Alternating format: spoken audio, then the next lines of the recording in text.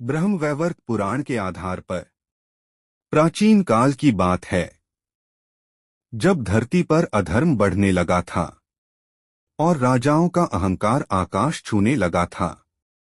तभी जन्म हुआ एक ऐसे ब्राह्मण योद्धा का, जिसने अन्याय के खिलाफ 21 बार युद्ध किया और धर्म की रक्षा की। ये कथा है भगवान परशुराम की। एक बार राजा कीर्तवीर्य शिकार खेलते खेलते अत्यंत थक गया।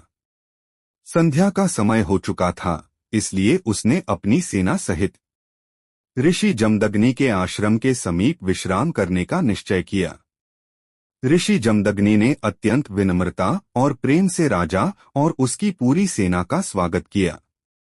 उनके आश्रम में कोई कमी नहीं थी, क्योंकि वहां माता कामधेनु का वास था, जो इच्छा अनुसार अन्न और वस्त्र प्रदान करती थीं।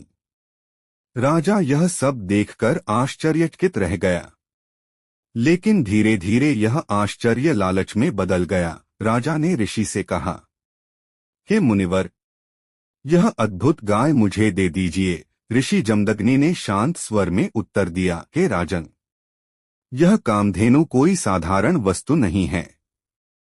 यह मुझे मेरे पूर्वजों से प्राप्त हुई है और यह हमारी पवित्र धरोहर है।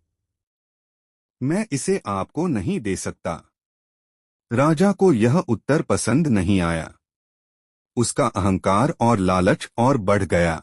कई बार प्रयास करने के बाद भी जब राजा कामधेनु को प्राप्त नहीं कर सका, तो उसने क्रोध में आकर एक दिव्य शक्ति का प्रयोग किया और उसी क्षण ऋषि जमदग्नि की मृत्यु हो गई। आश्रम में शोक छा गया। माता रेणुका विलाप करने लगी। उनकी पुकार पूरे वातावरण में गूंज उठी। उस समय परशुराम पुष्कर में तपस्या कर रहे थे। जैसे ही उन्हें यह समाचार मिला, वे तुरंत अपनी माता के पास पहुंचे।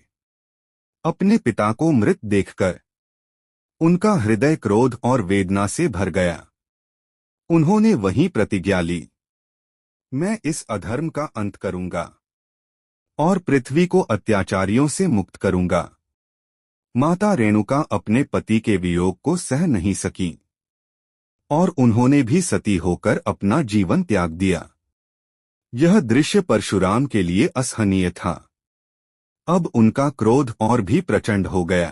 तभी ब्रह्मा जी और ऋषि भृगु प्रकट हुए।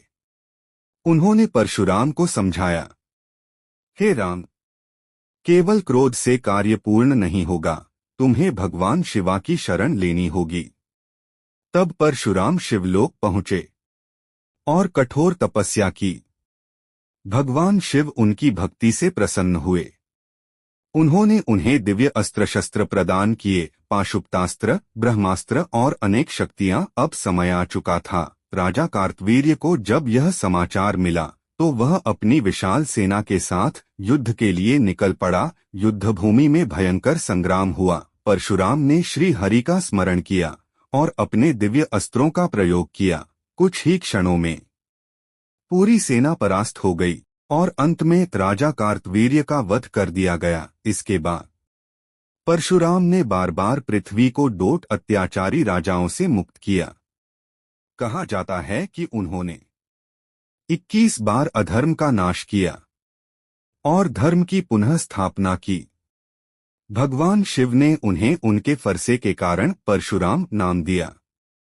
यह कथा हमें सिखाती है कि जब अन्याय अपनी सीमा पार कर देता है, तो भगवान स्वयं धर्म की रक्षा के लिए अवतार लेते हैं। बोलिए भगवान परशुराम की जय। कमेंट में लिखें, जय परशुराम।